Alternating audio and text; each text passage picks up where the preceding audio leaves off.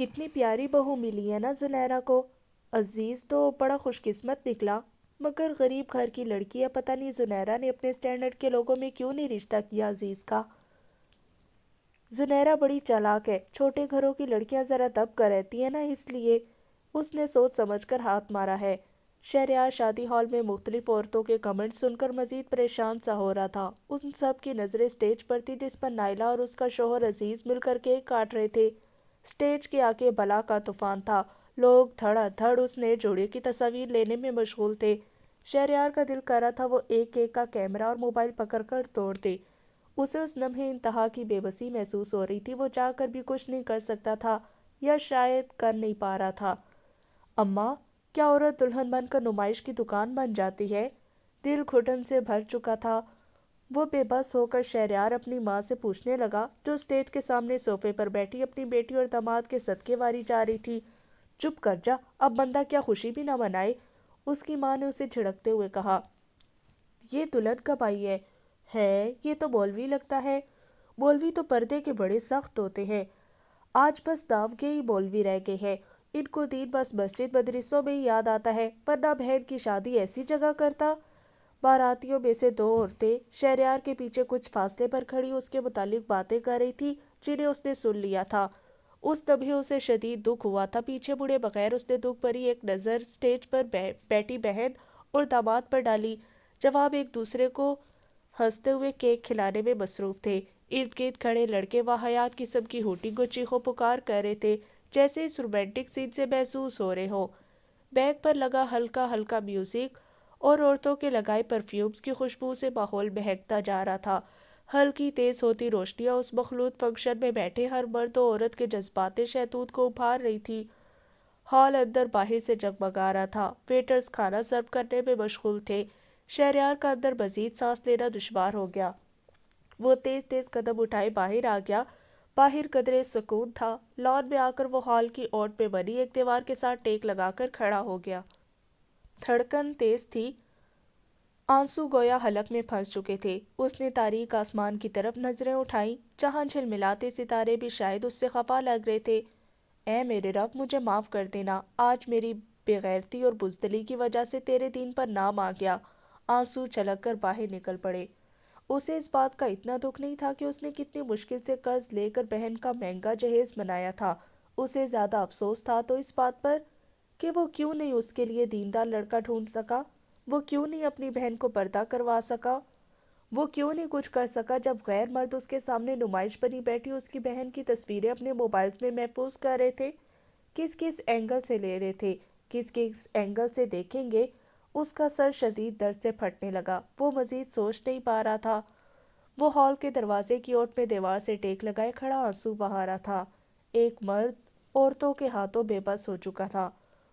مولوی تو پردے کے بڑے سخت ہوتے ہیں، آج بس نام کے ہی مولوی رہ گئے ہیں، انہیں دین تو بس مسجدوں اور مدرسوں میں یاد آتا ہے۔ ان کی باتیں اس کے دماغ پر ہتھوڑوں کی طرح برس رہی تھی۔ یکا یک اس کی نظر لان میں بیٹھی دو برقعے دار عورتوں پر پڑی، ان کی پشت شہریار کی طرف تھی۔ اس کے دماغ سے اچانک سے سب غائب ہو گیا۔ کیا یہ نائلہ کی شادی پر آئی ہیں؟ اگر ہاں تو یہ اس قدر اندر کیوں نہیں آئی؟ اس کے ذہن میں سوال اٹھنے لگے۔ وہ دونوں خواتین مکمل پردے میں اکٹھی بیٹھی باتیں کر رہی تھی، مگر جسامت کے لحاظ سے ایک جوان لڑکی لگ رہی تھی اور دوسری کچھ عمر رسیدہ۔ وہ فوراً سے آگے بڑھتا کہ ان سے پوچھ سکے کہ رات کے اس وقت جب سب خواتین اندر ہیں وہ باہر کیوں بیٹھی ہیں، کہ یکا یک پیچھے سے آواز آئی، شہریار بھائی، آپ تو شادی پر بلا کر ہمیں بھول ہی گئے۔ آواز جانی پہچانی تھی۔ اس نے فوراً پیچھے مڑ کر دیکھا، وہ معاذ تھا۔ او، بہت معذرت یار، تم باہر کیوں ہو؟ اندر کھانا سرو ہو رہا ہے۔ ہاں بس، سب خیریت ہے نا؟ شہریار نے معاذ کے کندھے پر ہاتھ رکھتے ہوئے فکر مندی سے پوچھا۔ پیچھے ہال کے اندر لڑکے لڑکیوں کی آوازوں اور کہکہوں کا شور اٹھ رہا تھا۔ شاید دودھ پلائی کی رسم ہو رہی تھی جو شہریار کی خالہ کی بیٹی نیلم اور اس کی بہنیں کر رہی تھیں۔ ہاں ہاں الحمدللہ بھائی، کوئی پریشانی کی بات نہیں ہے، بس نماز پڑھ کر آیا تھا تو ادھر ہی بیٹھ گیا، معاذ نے نظریں چراتے ہوئے کہا۔ نماز کا نام سن کر شہریار کو شرمندگی ہوئی۔ پتہ نہیں کیوں ہم اپنی خوشی کے موقع پر سب سے پہلے اپنے رب کو ناراض کرتے ہیں اور پھر امید کرتے ہیں کہ ہمارا رب ہماری خوشیاں سلامت رکھے۔ آج اس نے شادی کے کاموں کی وجہ سے ایک نماز بھی نہیں پڑھی تھی۔ اچھا چلے اب چلتے ہیں اندر، شہریار نے شرمندگی چھپاتے ہوئے معاذ کا بازو کھینچتے ہوئے کہا۔ نہیں شہریار، میں اندر نہیں جا سکتا۔ کیوں معاذ؟ شہریار حیران ہوا۔ بھائی بس آپ کو پتا تو ہے نا، میوزک اسلام میں حرام ہے، اوپر سے پھر یہ شادیوں کا کمبائن سسٹم، جوان لڑکے لڑکیاں وہ بھی اکٹھے، اور ان کے لباس، نظروں کانوں کی حفاظت بہت مشکل ہو جاتی ہے ایسے ماحول میں۔ پھر ان چیزوں کا ڈائریکٹ اثر روح پر پڑتا ہے، ایمان پر پڑتا ہے، نمازیں خشوع سے خالی ہو جاتی ہیں۔ مجھے اپنا ایمان بہت عزیز ہے، اس لیے میں ان سب سے بہت دور رہنے کی کوشش کرتا ہوں، اللہ ہم سب پر رحم فرمائے۔ معاذ نے اداسی بھرے لہجے سے کہا، جیسے اسے افسوس تھا اس نوجوان نسل کی اس غفلت بھری زندگی پر۔ بے حیائی کے اس دور میں یوسف علیہ السلام کی سی روش اختیار کرنے والے بازی جیت جاتے ہیں، خواہ ایمان کی ہو، دلوں کی، یا جنتوں کی۔ اوہ، میں بہت معذرت چاہتا ہوں معاذ، شہریار نے شرمندگی سے نگاہیں جھکا لی۔ ارے آپ کیوں معذرت کر رہے ہیں شہریار بھائی، کوئی بات نہیں، اچھے برے کا علم تو سب کو ہے نا، بس شیطان نے انہیں نفسانی خواہشات میں مبتلا کر رکھا ہے، انہیں غفلت سے جگانے کی ضرورت ہے۔ تمہیں پتہ ہے جب میں پاکستان کے ان جوانوں کو دیکھتا ہوں نا، مجھے بڑا دکھ ہوتا ہے۔ اللہ نے ان میں بہت پوٹینشل، بہت خیر رکھی ہے۔ دیکھو جو انسان کسی دوسرے انسان یعنی نامحرم کی محبت میں سب کچھ چھوڑ سکتا ہے، حتیٰ کہ جان دینے کی حد تک جا سکتا ہے، مال کی محبت میں دن رات تھکا سکتا ہے، اولاد کی محبت میں راتیں جاگ سکتا ہے، سوچو اگر اس کے دل میں اللہ کی محبت آ جائے، جنت کو پانے کا شوق لگ جائے، جہنم سے بچنے کا خوف لگ جائے، تو کیوں نہ وہ اپنی زندگی اپنے رب کے نام کرے گا۔ وہ اس کی محبت میں خود کو تھکانے، راتوں کو جگانے، حتیٰ کہ جان دینے تک کو تیار ہو جائے گا، بس ان کو ڈائریکشن دینے کی ضرورت ہے۔ مگر معاذ، کیا دوسرے ہی لوگ ان کو پکڑ پکڑ کر جھنجھوڑیں گے؟ ہاں، دوسروں کو گہری نیند سے جگانے کے لیے پہلے تو انہی کو کوشش کرنی پڑتی ہے جو خود جاگ رہے ہو، اور جو جاگنا نہ چاہے بار بار جگانے پر۔ شہریار نے افسردہ لہجے میں پوچھا۔ ہمیں پھر بھی اپنی کوشش کرتے رہنا چاہیے، البتہ ہدایت کا معاملہ تو واقعی دو طرفہ ہے۔ انبیاء علیہ السلام نے بھی اپنا پیغام پہنچایا تھا، جنہوں نے جاگنا پسند کیا انہوں نے غفلت کی زندگیاں چھوڑ دی، اپنے آپ کو اللہ کی راہوں میں وقف کر دیا، اپنے جسم اس کی رضا پانے میں کھلا دیے۔ مگر جنہوں نے جاگنے کو پسند نہ کیا، غفلت اور نفس پرستی کی زندگی میں رہنا چاہا، انہیں انبیاء کے پیغام، معجزوں، کتابوں تک نے فائدہ نہیں دیا۔ کفار مکہ کی مثال سامنے ہے، یعنی قصوروار تو پھر انسان ہی ٹھہرا، بالکل وہی ٹھہرا۔ اللہ ہر ایک کو ہدایت کا راستہ دکھاتے ہیں کسی نہ کسی ذریعے سے۔ اب انسان کی چوائس کا امتحان ہوتا ہے، وہ کیا چوز کرتا ہے، دنیا اور اس کی فانی زندگی، یا دین اور آخرت کی کامیابی۔ شہریار کے پاس مزید کوئی جواب نہیں تھا، اس نے اس بات میں سر ہلایا۔ میں آتا ہوں، معاذ نے شہریار کے پیچھے کسی کو ہاتھ بلند کر کے اشارے سے کہا۔ شہریار نے اس کے اشارے کے تعاقب میں پیچھے مڑ کر دیکھا تو پیچھے وہی برقع پہنی خاتون معاذ کی طرف متوجہ تھی۔ یہ آپ کے ساتھ ہے؟ شہریار نے فوراً معاذ کی طرف مڑتے ہوئے پوچھا۔ جی جناب، آپ بھول گئے، آپ نے مجھے فیملی کے ساتھ انوائٹ کیا تھا، معاذ نے مسکراتے ہوئے کہا۔ اوہ ہاں، مجھے واقعی یاد نہیں رہا، جی وہ میری والدہ اور بہن ہے۔ پھر وہ باہر کیوں ہے، اندر ابھی اور سسٹر سے مل لیتی۔ شہریار کو سمجھ نہیں آ رہا تھا کہ وہ کیا کہے۔ شہریار، جس ریزن سے میں باہر ہوں وہ بھی انہی وجوہات پر باہر بیٹھی ہے۔ مجھے بہت شرمندگی ہو رہی ہے معاذ، تم خوش قسمت ہو کہ تمہاری فیملی دین پر عمل پیرا ہے، کاش میں بھی اپنی فیملی کو اس طرف لا سکتا تو آج یہ سب اندر نہ ہو رہا ہوتا۔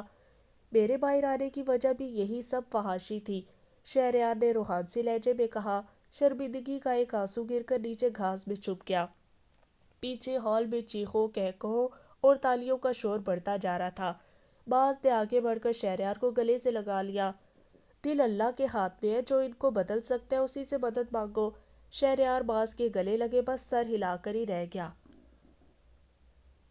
وہ ندی کے کنارے سبز گھاس پر بیٹھی پانی میں نیلے آسمان اور اس میں تیرتے سفید روئی کے گالوں جیسے بادلوں کا عکس دیکھ کر بہت محسوس ہو رہی تھی۔ تھوڑی تھوڑی دیر بعد اپنی انگلیوں کو ندی کے پانی میں ڈال کر ہلاتی، جس سے پانی پر ارتعاش پیدا ہوتی تھی۔ آسمان کا بنا ہوا وہ خوبصورت سا عکس ہل جاتا تھا۔ وہ کمزور ہو گئی تھی، اس کا وزن بہت گر چکا تھا، رنگ پیلا پڑ چکا تھا، مگر مسکراہٹ ویسی ہی گہری تھی۔ ارد گرد بنے سیاہ حلقوں میں موجود آنکھوں کی چمک اب بڑھ چکی تھی، اس کی آنکھیں اس کے دل کے گہرے رازوں کی عیاں لگتی تھی، مگر ہر ایک کے پاس ایسی نگاہ نہیں تھی کہ ان رازوں کی حقیقت کو پا سکے۔ سیاہ عبایا میں ملبوس، چہرے پر نقاب ڈالے، وہ اس باغ میں اکیلی بیٹھی تھی۔ پیچھے بہت دور اس کے والدین بینچ پر بیٹھے اداس لہجے میں اس کو پیچھے سے دیکھ کر باتیں کر رہے تھے، مگر وہ اتنے دور تھے کہ فاطمہ کو ان کی آواز نہیں آ رہی تھی۔ وہ اپنی دنیا میں مگن، معصوم سی گڑیا پانی سے کھیلنے میں مگن تھی۔ میں نے سنا تھا کہ جب محبت ہوتی ہے تو ہر خوبصورت چیز کو دیکھ کر محبوب کی یاد آتی ہے، اس کی یاد میں لب خود ہی مسکراتے رہتے ہیں۔ واقعی ایسا ہی ہوتا ہے، مجھے بھی محبت ہو گئی ہے اللہ۔ اب کائنات کی ہر چیز کو دیکھ کر مجھے آپ یاد آتے ہیں، آپ کی یاد میرے ہونٹوں پر مسکراہٹ بکھیر دیتی ہے۔ چار سو پھیلے اس وسیع نیلے آسمان کو دیکھ کر، آنکھوں کو بھاتی ہری گھاس کو دیکھ کر، ندی کے اس ٹھنڈے اور نیلے پانی کو دیکھ کر، آس پاس بکھرے ان رنگ برنگے پھولوں کو دیکھ کر، ٹھنڈی گدگداتی ہوا، مجھے یہ سب آپ کی یاد ہی تو دلاتے ہیں اللہ۔ ہاں اللہ، مجھے آپ سے محبت ہو گئی ہے۔ گہری ہوتی دلکش مسکراہٹ اور چمکتی آنکھوں سے اس نے آسمان کی طرف دیکھ کر اپنے رب سے سرگوشی کی۔ میں کیسے اس سے شادی کر سکتی ہوں امی؟ آپ نے دیکھا نہیں تھا اس کی بہن کی شادی کیسے ہوئی تھی؟ وہ دیندار ہوتا تو اپنے گھر میں یہ سب بے حیائی نہ ہونے دیتا۔ اینی، تم نے کسی کے دل میں جھانک کر دیکھا ہے؟ اگر تمہارا بھائی اس رشتے کے حق میں ہے تو تمہیں بھروسہ ہونا چاہیے اپنے بھائی کی پسند پر۔ نائلہ کی شادی کے 3 ماہ بعد شہریار کی والدہ نے شہریار کے مجبور کرنے پر معاذ کے گھر آ کر قرۃ العین کا رشتہ مانگا تھا۔ ان دونوں ماں بیٹی نے شہریار کو نائلہ کی شادی پر دور سے دیکھا تو تھا، مگر مکمل طور پر جانتی نہیں تھی۔ قرۃ العین اچانک سے اس سب کے لیے ذہنی طور پر تیار نہیں تھی۔ اس نے تو نیک اور عالم شوہر کے لیے دعائیں کی تھی جو اس کے دین میں اس کو آگے بڑھاتا، اس کا ہاتھ پکڑ کر جنت کے رستے پر لے چلتا، مگر یہ… مجھے بھائی پر بھروسہ ہے ابھی، مگر اس انسان کے دین پر نہیں۔ تم ججمنٹل ہو رہی ہو اینی، پیچھے کھڑے معاذ نے کہا۔ غالباً کمرے میں داخل ہوتے ہوئے اس نے اینی کی ساری باتیں سن لی تھی۔ تم کیسے کسی کی پارسائی کو جج کر سکتی ہو؟ اگر وہ ایک موقع پر دین کے کسی حکم پر عمل کرنے میں ناکام ہو گیا تو اس کا کیا مطلب ہے وہ ایمان والا نہیں رہا؟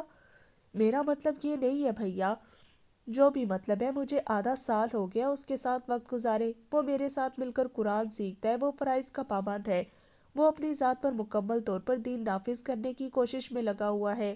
اس نے بری صحبت، فلمیں، گانے، سگریٹ، حرام کمائی، ہر چیز چھوڑ دی ہے۔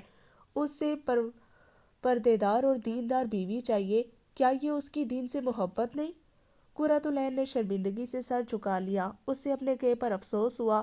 کسی کو مکمل جانے بغیر اس کی ذات کا ایک پہلو دیکھ کر، اس کی ایک خامی دیکھ کر وہ کیوں ایسے رائے قائم کر گئی، اور رائے کے بعد ایسے الفاظ زبان پر…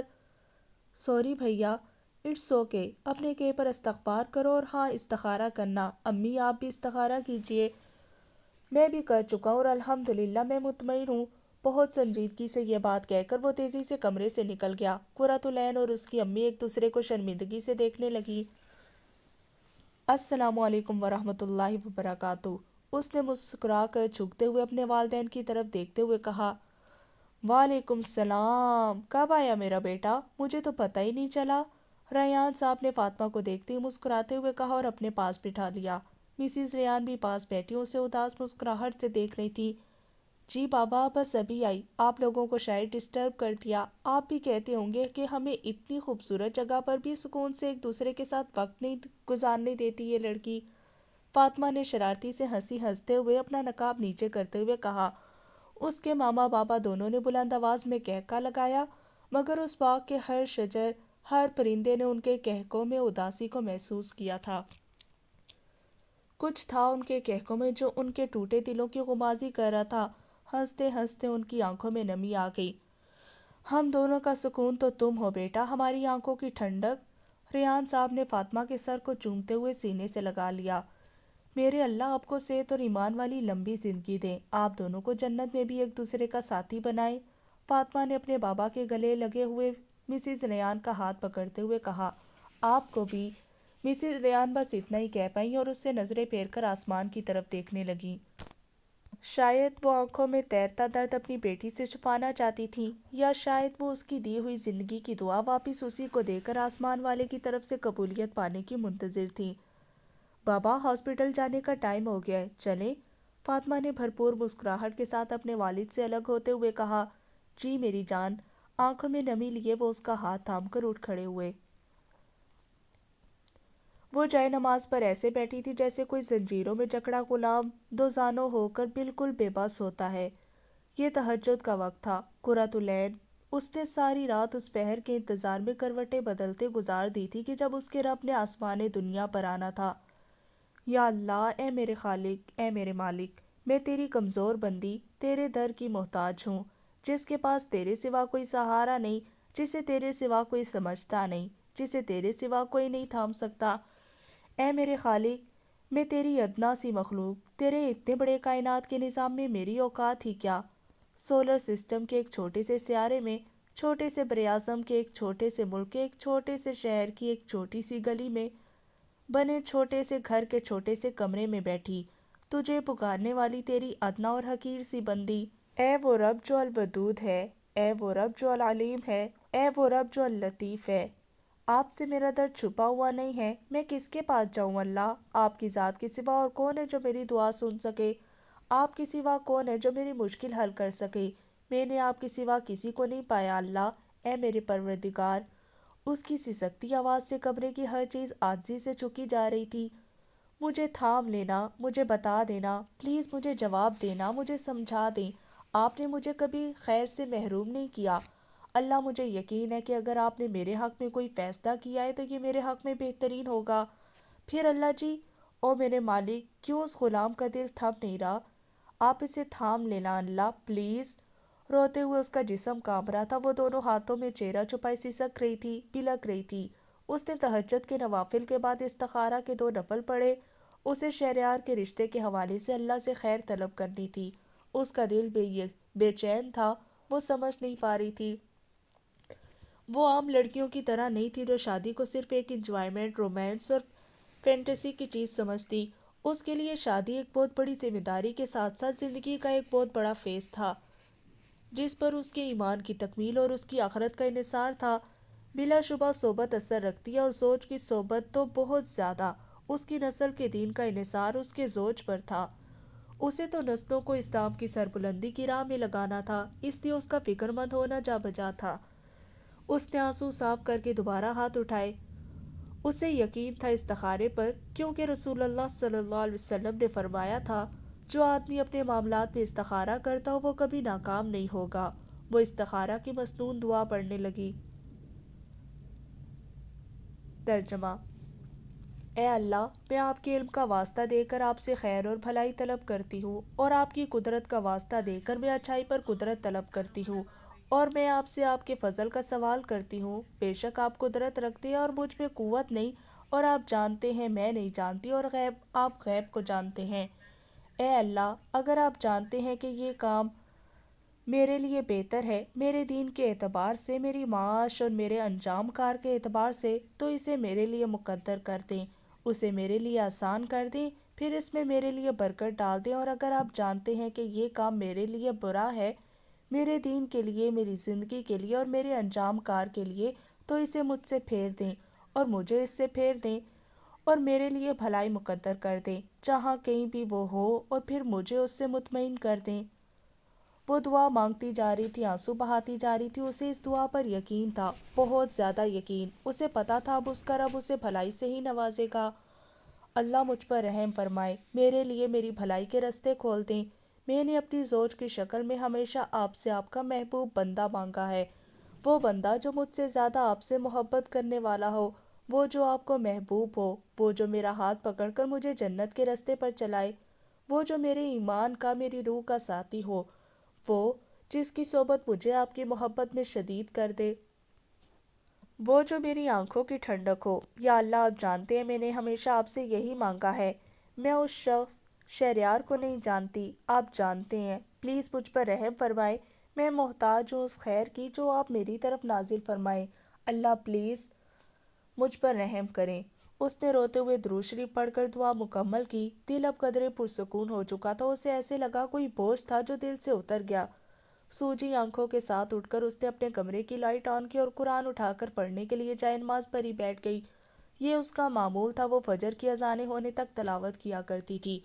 اس نے اپنے کل کا چھوڑا ہوا سبق کھولا کہ آگے پڑھ سکے۔ جیسے ہی صفحہ کھلا تو سامنے موجود آیت پڑھ کر اس کے ہاتھ وہیں رک گئے۔ دھڑکن تیز ہو گئی۔ وہ آنسو جو بھی چند لمحے پہلے تھمے ہی تھے پھر کسی سیلاب کی طرح رواں ہو گئے۔ ترجمہ: جو شخص نیک عمل کرے، خواہ مرد ہو یا عورت، لیکن مومن ہو تو ہم اسے یقیناً نہایت پاکیزہ زندگی عطا فرمائیں گے اور ان کے نیک اعمال کا بہتر بدلہ بھی انہیں ضرور ضرور دیں گے۔ او میرے پیارے اللہ! اس کے منہ سے بے اختیار نکلا۔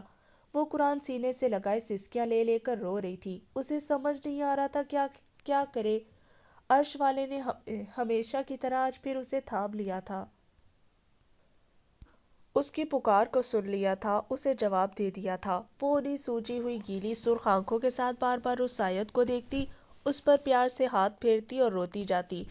اس کے بعد اس نے کئی صفحے پلٹ دیے۔ آگے سورہ نور کھلی تھی، اس کی فیورٹ سورت۔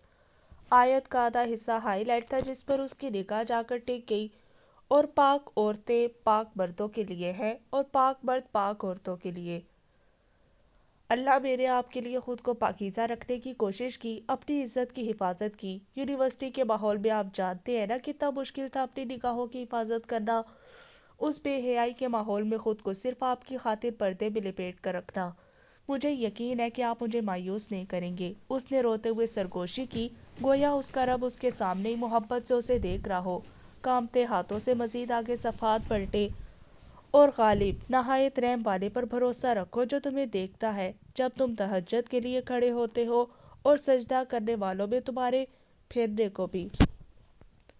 یقیناً وہی سب کچھ سننے والا اور سب کچھ جاننے والا ہے۔ وہ ہمیشہ کی طرح شوق تھی مگر قدرے پرسکون۔ آنسو سکون سے بہہ تو رہے تھے مگر دل ٹھہر چکا تھا۔ وہ جو اب پا چکی تھی، اس کے لیے اس کے رب نے پاکیزہ زندگی اور پاکیزہ انسان کا انتخاب کیا تھا۔ اسے بس توکل کرنا تھا اپنے رب پر۔ بے شک اس سننے والے کی طرف اس کی دعا سن لی گئی تھی۔ وہ نم آنکھوں سے مسکراتے ہوئے سجدہ شکر میں گر گئی۔ بے شک یہ اللہ کی طرف سے جواب ملنا اس پر بہت بڑا انعام تھا۔ وہ ہاسپٹل بیڈ پر لیٹی اپنی ماں کو پیار سے دیکھ رہی تھی جو اس کے ساتھ بیٹھی اسے دباتے دباتے اسی کے بازو پر سر رکھ کر سو گئی تھی۔ فاطمہ کے دوسرے بازو پر ڈرپ لگی ہوئی تھی۔ اس کے بابا اس کے لیے کینٹین سے فریش جوس لینے گئے ہوئے تھے۔ یکایک اس نے مسز ریان سے نگاہیں پھیر کر ہاسپٹل روم کی چھت پر گاڑ لی۔ شکر گزاری کے آنسو چہرے کے اطراف سے چھلکتے ہوئے اس کے کانوں تک چلے گئے۔ وہ دل ہی دل میں اللہ کے شکر کے ساتھ قرۃ العین کو دعائیں دینے لگی۔ 6 ماہ پرانی یادوں کے مناظر اس کے ذہن کے پردوں پر چھانے لگے تھے۔ رسول اللہ صلی اللہ علیہ وسلم نے فرمایا، 2 کلمے جو زبان پر ہلکے ہیں لیکن ترازو پر یعنی آخرت میں بھاری ہیں اور اللہ رحمان کے یہاں پسندیدہ ہیں، وہ یہ ہیں، سبحان اللہ و بحمدہ سبحان اللہ العظیم۔ موبائل کی گھنٹی کافی دیر سے بج رہی تھی۔ قرۃ العین ہاتھ دھوتے ہوئے کچن سے بھاگتی ہوئی یہ تسبیح پڑھتے ہوئے آئی اور بیڈ پر پڑا موبائل فوراً سے اٹھایا۔ السلام علیکم ورحمۃ اللہ۔ یہ فاطمہ کا فون تھا۔ وعلیکم السلام، کیسی ہو؟ الحمدللہ میں ٹھیک، تمہاری طبیعت ٹھیک ہے؟ آواز بہت بھاری لگ رہی ہے۔ ہاں بس قرۃ نے تم سے ملنا چاہتی ہوں۔ ابھی؟ ہاں ابھی۔ ہاں میں گھر ہوں، آ جاؤ۔ اوکے۔ سلام کرتے ہوئے فاطمہ نے موبائل بند کر دیا۔ قرۃ العین سوچوں میں گم اللہ خیر رکھنا کہتے وہ موبائل رکھ کر کچن کی طرف چلی گئی۔ 2 گھنٹے بعد فاطمہ قرۃ العین کے سامنے اس کے کمرے میں بیٹھی تھی۔ یہ دوپہر 4 بجے کا وقت تھا۔ قرۃ العین کی والدہ قیلولہ یعنی دوپہر کا آرام کر رہی تھیں، اس لیے انہیں فاطمہ کی آمد کی خبر نہیں تھی۔ خلاف معمول آج فاطمہ اپنے آپ کو مکمل کور کر کے عبایا نقاب میں آئی تھی۔ قرۃ العین کو بہت خوشی ہوئی تھی جس کا اظہار وہ بار بار فاطمہ کو گلے لگا کر کر رہی تھی۔ مجھے یقین نہیں آ رہا فاطمہ میری دوست جنت کی راہوں میں اتنا تیزی سے آگے نکلنے لگی ہے۔ ماشاءاللہ ماشاءاللہ، اللہ تمہیں بہت استقامت دے۔ اس نے پھر سے فاطمہ کو پرجوش طریقے سے گلے لگاتے ہوئے کہا، قرۃ کیا دین پر چلنا اور جنت کی راہ پر چلنا کوئی جرم ہے کہ اپنے ہی دشمن بن جائیں؟ فاطمہ نے آنکھوں میں نمی لیے پھیکی سی مسکراہٹ سے اس سے جدا ہوتے ہوئے بغیر کہا، نہیں فاطمہ ایسا تو بالکل نہیں ہے۔ مجھے پوری بات بتاؤ، آخر ہوا کیا ہے؟ اس نے حیرت اور پریشانی کے ملے جلے اثرات سے اس سے جدا ہوتے ہوئے پوچھا۔ قرۃ میرا دل بہت تنگ ہونے لگ گیا ہے۔ میرے اپنے ہی گھر والے مجھ سے نفرت کرنے لگے ہیں۔ کیوں اس پردے کو ہمارا معاشرہ اتنا برا سمجھتا ہے؟ کیا یہ حکم اللہ کی طرف سے قرآن میں نہیں ہے؟ وہ کہتے کہتے رو پڑی تھی۔ قرۃ العین نے آگے بڑھ کر اسے گلے سے لگا لیا۔ ماما حیدر بھائی کے لیے لڑکی دیکھنے جا رہی تھی۔ میں اکلوتی بہن ہوں اور وہ مجھے ملوائے بغیر ہی بات پکی کر آئے۔ تمہیں کیوں نہیں لے کر گئے؟ میرے پردے کی وجہ سے۔ کیا مطلب؟ قرۃ العین نے ماتھے پر بل لاتے ہوئے پوچھا۔ میں ابایا میں جانا چاہ رہی تھی ان کے ساتھ، کیونکہ مجھے پتا تھا وہاں مکس گیدرنگ ہوگی۔ میں خوشی خوشی ان کے ساتھ جانے کے لیے کمرے سے نکلی تھی، مگر مجھے ابایا میں دیکھ کر سیف بھائی نے اتنے غصے سے ڈانٹا۔ ماما نے حیدر بھائی کو فون کر دیا۔ بھائی نے بھی اتنے غصے سے کہا کہ اسے مت لے کر جائیں، ورنہ اس کی وجہ سے بنی بنائی بات بگڑ جائے گی۔ قرۃ العین کیا میں منحوس ہوں؟ وہ سسکیاں لے لے کر رو رہی تھی۔ قرۃ العین خاموشی سے سن رہی تھی۔ وہ جانتی تھی کہ فاطمہ اپنے اندر کی بھڑاس نکالنا چاہتی ہے، اس لیے اسے بولنے دیا۔ ماما نے جاتے ہوئے مجھے غصے سے روم میں دھکا دیا اور دروازے کو باہر سے لاک کر دیا۔ میں ساری رات اکیلی روتی رہی قرت، کچھ کھائے پیے بغیر۔ وہ سب سرونٹس کو منع کر گئی تھی کہ کوئی اس منحوس کے کمرے کا دروازہ نہیں کھولے گا۔ کوئی بھی نہیں آیا قرت، کوئی بھی نہیں۔ کل رات میں کبھی نہیں بھول سکتی۔ اس نے شدت سے روتے ہوئے اپنے چہرے کو دونوں ہاتھوں میں چھپا لیا تھا۔ فاطمہ میری جان ایسے مت رو، کیا تم نے اللہ سے جواب مانگا؟ اس نے ایسے ہی چہرہ ہاتھوں میں چھپائے نفی میں سر ہلایا۔ وہ تو وقت تھا اس کے پاس جانے کا۔ قرۃ العین نے اداسی سے کہا۔ کیا وہ نہیں جانتے قرت میں کس کرب سے گزر رہی ہوں؟ میں تو ان کے حکم پر عمل کرنے کی کوشش کر رہی ہوں، پھر کیوں یہ سب ہو رہا ہے؟ انہیں تو میرے لیے رستے آسان کرنے چاہیے۔ اس نے چہرے سے ہاتھوں کو پیچھے کر کے معصومانہ انداز میں پوچھا، جیسے وہ بوٹ ٹوٹ چکی ہو۔ فاطمہ، یہ تو اس رستے کی سنت ہے، اس پر جو بھی چلتا ہے اسے بہت کچھ سہنا پڑتا ہے۔ یہ جنت اتنی سستی تھوڑی ہے نا، اندر باہر ہر طرف سے مخالفتوں کا سامنا ہو کر لڑنا پڑتا ہے۔ دیکھو نا، ہم پر تو ایسی کوئی سخت آزمائش بھی نہیں آئی جیسی صحابہ کرام رضی اللہ تعالیٰ عنہم پر آئی تھی۔ تم نے حضرت بلال رضی اللہ تعالیٰ عنہ کا پڑھا ہے نا، کیسے انہیں تپتے صحرا میں لٹا دیا جاتا تھا، ان کے سینے پر پتھر رکھ دیا جاتا تھا، کوئلوں پر لٹایا جاتا تھا، چربی گھل جاتی تھی، صرف توحید پر ایمان لانے کی وجہ سے، مگر وہ پھر بھی احد احد کہتے رہے۔ وہ تو ایسے نہیں روئے تھے، وہ تو ایسے نہیں پوچھتے تھے کہ جنت کی راہوں پر چلنا جرم ہے جو مجھے اتنی بڑی بڑی سزائیں مل رہی ہیں۔ مگر قرت، وہ صحابہ تھے، میں ایک عام سی بندی ہوں، کمزور سی، میں کیسے برداشت کر سکتی ہوں اتنی مخالفت؟ اس نے بے بسی سے کہا۔ اللہ فرماتے ہیں، کیا لوگوں نے یہ گمان کر رکھا ہے کہ ان کے صرف اس دعوے پر کہ ہم ایمان لائے ہیں ہم انہیں بغیر آزمائے ہوئے چھوڑ ہی دیں گے؟ یہ اللہ کہہ رہے ہیں فاطمہ، جن سے زیادہ سچی بات کسی کی نہیں ہو سکتی نا۔ اگر ہم نے ارادہ کیا اس جنت کو پانے کا، اس رب کی رضا کو پانے کا، تو ایسے کیسے ہو سکتا ہے کہ ہمارے رستوں میں پھول بچھائے جائیں، محبتیں نچھاور کی جائیں؟ ہاں، ایک وقت آتا ہے جب یہ سب ہوتا ہے، مگر پہلے مکہ کی مشکلیں برداشت کرنی پڑتی ہیں، دکھانا پڑتا ہے اللہ کو کہ ہاں، ہم نے جو دعویٰ کیا ہے ہم اس پہ سچے ہونا چاہتے ہیں، اس پر پورا اترنے کی پوری کوشش کر رہے ہیں۔ پھر جب ہم مضبوطی سے اس رستے پر ڈٹ جاتے ہیں، حق کی گواہی دینے لگتے ہیں، تو پھر دور آتا ہے ہجرت مدینے والا، جب نفرتوں کی بجائے محبتیں ملتی ہیں۔ پھر یہی لوگ جو راہوں میں کانٹے بچھاتے ہیں، یہ ساتھی بن جاتے ہیں، دین میں ساتھ چلنے والے ساتھی۔ سنو، تم بازار سے حقیر سا جوتا چیک کرتی ہو، اسی سے سول خریدتے وقت بھی اس کو الٹا پلٹا کر دیکھتی ہو، اس کا سول تمہیں اندازہ ہو جاتا ہے کہ یہ کتنا پائیدار ہے، کتنا عرصہ چلے گا، تو کیا تمہارا رب تمہیں نہ چیک کرے کہ تم اس کے لیے کس حد تک جا سکتی ہو، تم میں اس کی رضا پانے کی تڑپ کتنی سچی ہے کہ تم اس کی خاطر سب کچھ برداشت کرتی جاؤ، یعنی صبر؟ اس نے نم آنکھوں سے پوچھا، جیسے اسے جواب مل گیا ہو۔ قرۃ العین کی باتوں سے اس کے رونگٹے کھڑے ہوتے جا رہے تھے۔ ہاں، صبر، یہی تو مطلوب ہے۔ یہ رونا اداس ہونا فطری ہے، مگر اللہ کی رضا میں راضی رہنا، کھلے دل سے اس کے ہر فیصلے کو قبول کرنا ہی دراصل آزمائش ہے۔ اللہ کہتے ہیں، اور ہم نے تم میں سے ہر ایک کو دوسرے کی آزمائش کا ذریعہ بنا دیا، کیا تم صبر کرو گے؟ تیرا رب سب کچھ جاننے والا ہے۔ سوال ہے یہ اللہ کا، کیا تم صبر کرو گی؟ فاطمہ نے یکا اسپات میں سر ہلایا۔ قرۃ العین نے اپنی بات جاری رکھتے ہوئے کہا، اس رب نے کہا کہ وہ دیکھ رہا ہے، وہ سب کچھ دیکھ رہا ہے، کون تمہاری مخالفت کر رہا ہے، کیوں کر رہا ہے، کتنی کر رہا ہے، اور جواب میں تم کیا کر رہی ہو؟ تم بس اپنا دیکھو کہ وہ تم سے کیا چاہ رہا ہے۔ فاطمہ، وہ تو بس یہ دیکھتا ہے کہ تم آزمائش کے کن لمحوں میں جا کر کس درجے تک صبر کرتی ہو، اور وہ جو میری مخالفت کر رہے ہیں، وہ تمہاری مخالفت نہیں کر رہے فاطمہ، وہ تمہارے دین پر چلنے کی مخالفت کر رہے ہیں۔ اور کیوں؟ کیونکہ ہمارے معاشرے میں دین کو ویلیو نہیں دی جاتی، اس کا ایک غلط فہمیوں پر مبنی برا امیج بنا دیا گیا ہے، اس لیے وہ انجانے خوف و خدشات کا شکار ہو کر مخالفت کرنے لگتے ہیں۔ ہاں جو بھی ہے، مگر وہ تو مسلمان ہے نا؟ ہاں بالکل مسلمان ہے، مگر وہ لا علم ہے فاطمہ۔ انسان ہمیشہ اس چیز کا دشمن ہوتا ہے جس کے متعلق یا تو وہ علم نہ رکھتا ہو یا اس سے حسد کرتا ہو۔ جس دن انہیں علم ہو گیا نا کہ یہ راہ کوئی عام راہ نہیں ہے، یہ دین پر چلنا کوئی سعادت کی بات ہے، تو وہ تمہارے ساتھی بن جائیں گے۔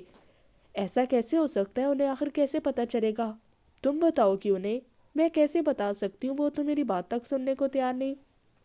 اس نے اداس لہجے میں کہا، سنیں گے، ضرور سنیں گے انشاءاللہ، مگر تمہیں صبر کرنا ہوگا، ڈھیر سارا صبر۔ صبر جمیل؟ صبر جمیل؟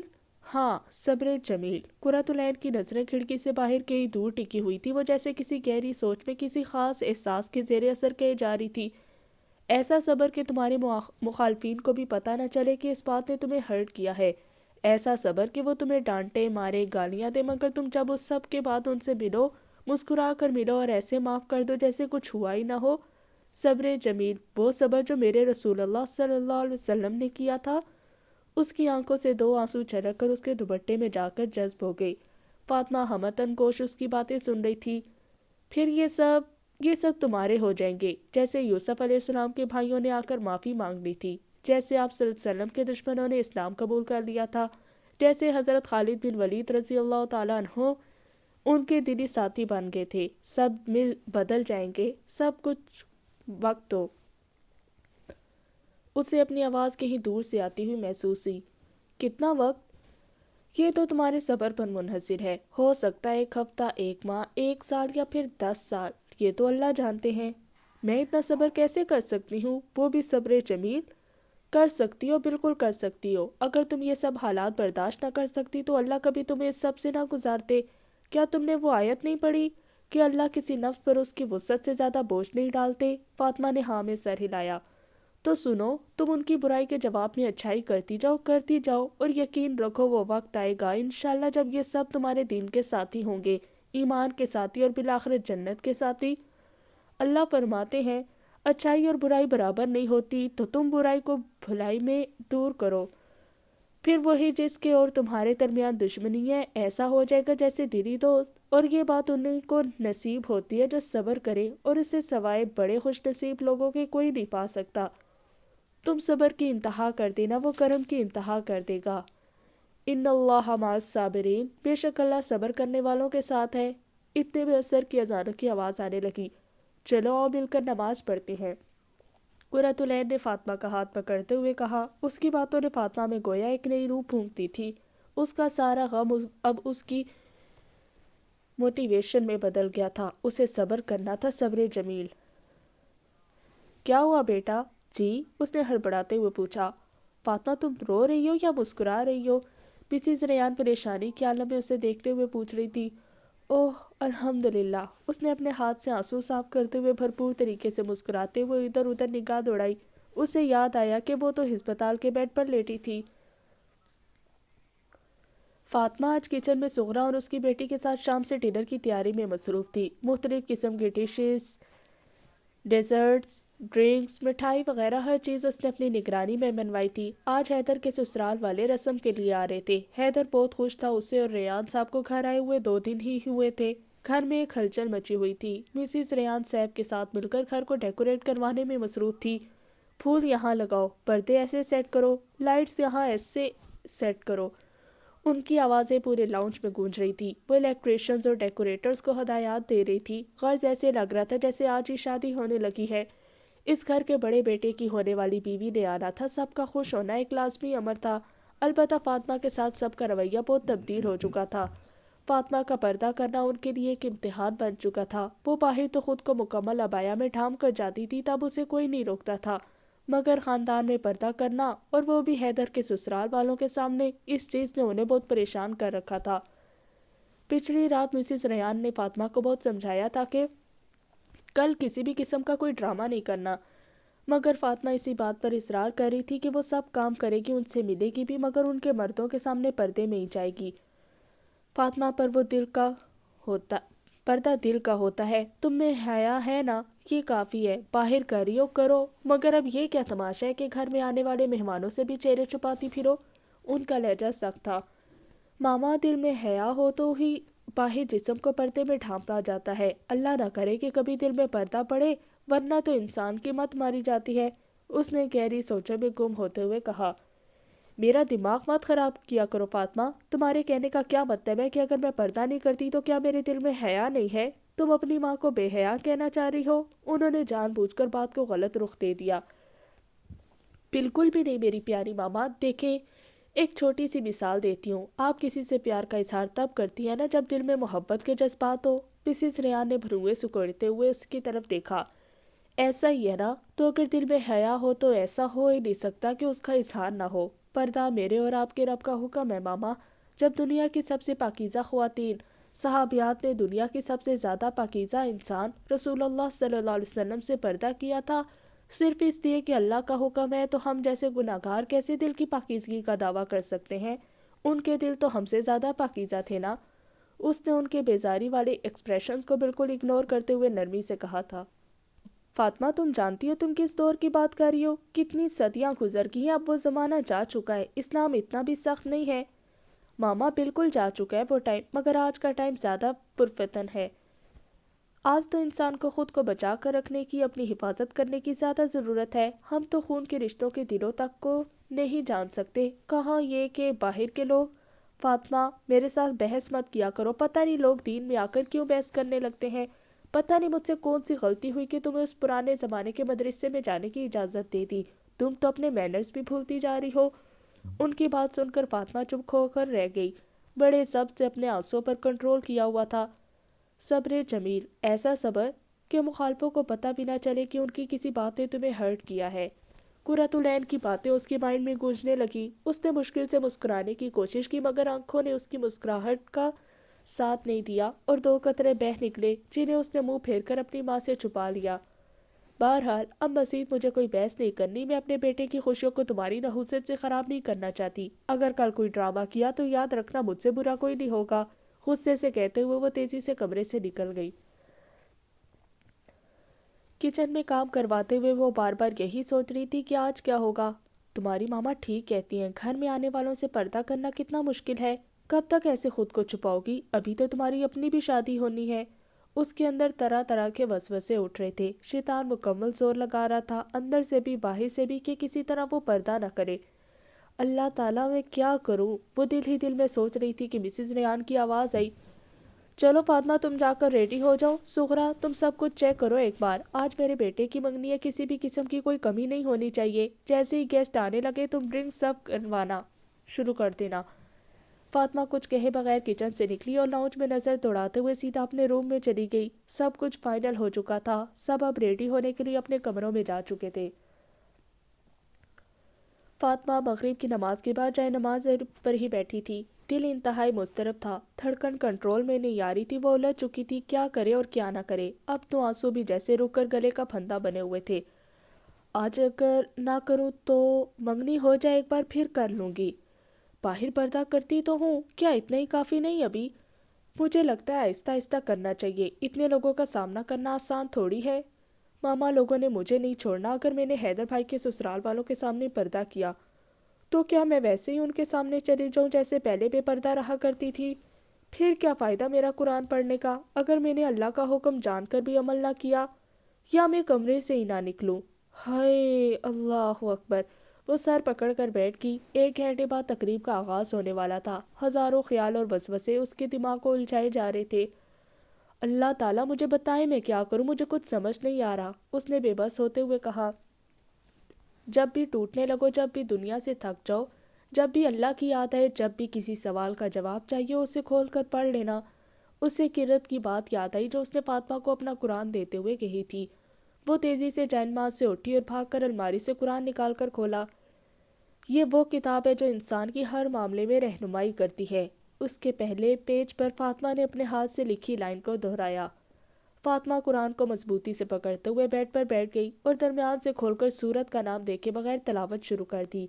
وہ اپنی سوچوں میں مخو، ابھی قرآن کے صفحات پلٹ ہی رہی تھی کہ مسز ریان کمرے کا دروازہ کھول کر اندر داخل ہوئی۔ فاطمہ وہ گیٹس، ارے یہ کون سا وقت ہے قرآن پڑھنے کا؟ اسے قرآن کھولے دیکھ کر انہوں نے اپنی بات ادھوری چھوڑ کر فوراً پوچھا، جی ماما بس دل بے چین ہو رہا تھا بہت اس لیے۔ تم اور تمہارا دل، بند کرو اسے، جب دیکھو ایک ہی کام ہے، جلدی سے ریڈی ہو کر باہر آؤ، تمہارے تایا لوگوں کی فیملی آ گئی ہے، انگلینڈ سے ان کا بیٹا آکاشا بھی آ گیا ہے، وہ باہر ویٹ کر رہے ہیں، جلدی آؤ۔ جی، اسے اپنی آواز اپنے ہی حلق میں پھنستی ہوئی محسوس ہوئی۔ مسز ریان دروازہ بند کر کے جا چکی تھی۔ یا اللہ، آنسو ٹپ ٹپ بہہ کر قرآن کے صفحات کو بھگونے لگے۔ میں ان کا سامنا کیسے کروں گی؟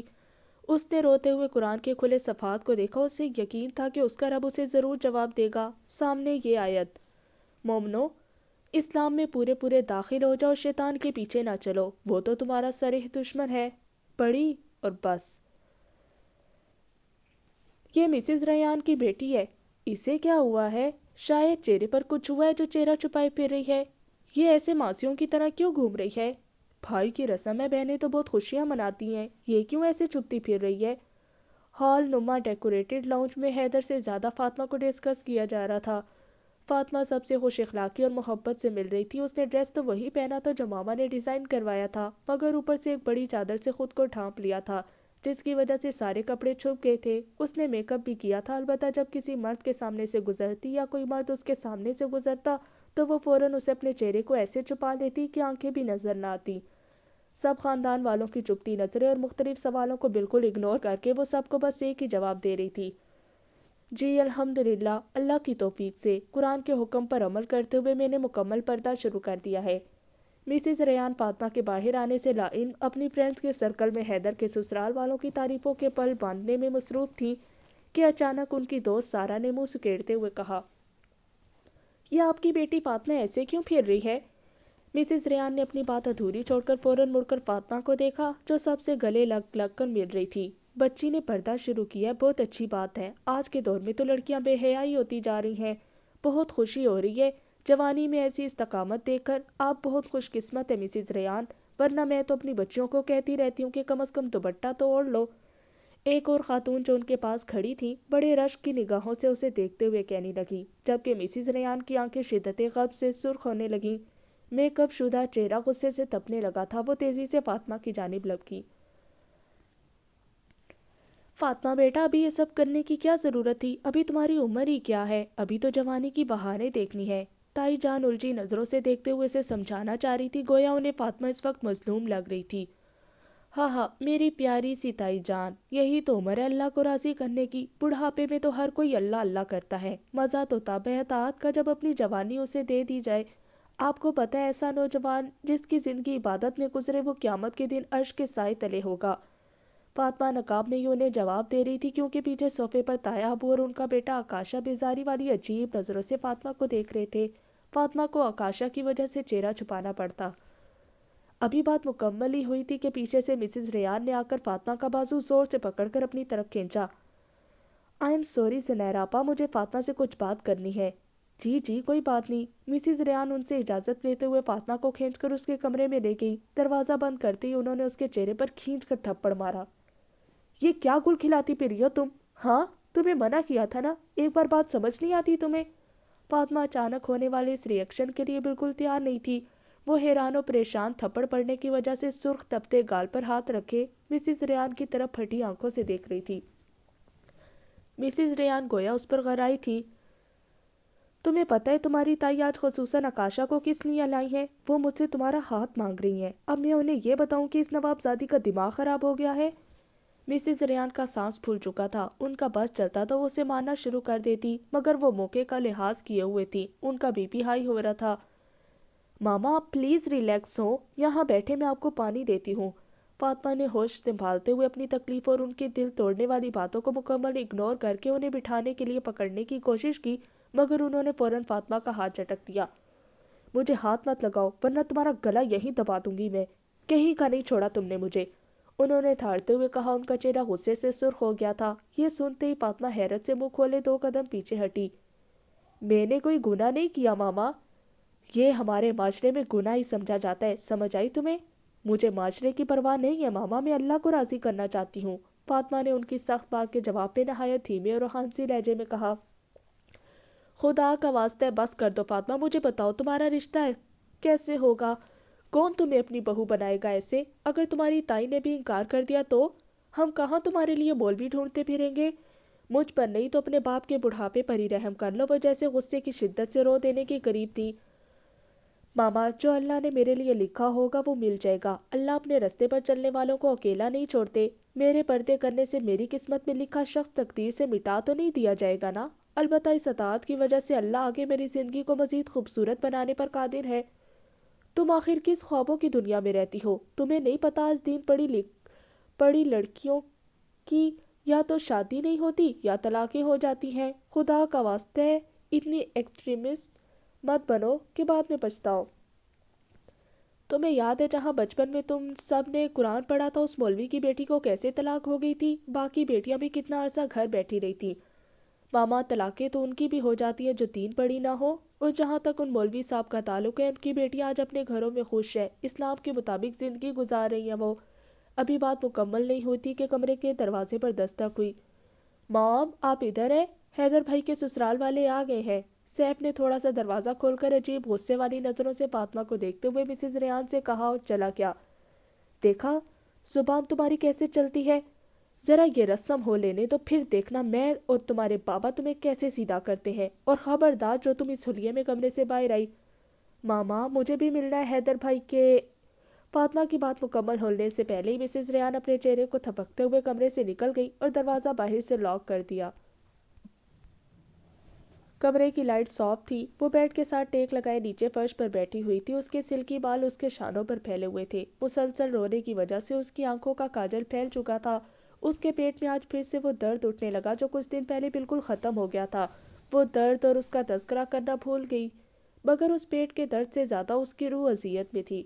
اس کا دل چور چور تھا۔ وہ اپنی ماں کا ہاتھ اٹھانا، ان کی باتیں، تانوں اور چبھتی ہوئی نظروں کو بھولنا نہیں چاہتی تھی۔ وہ تو یہ کیا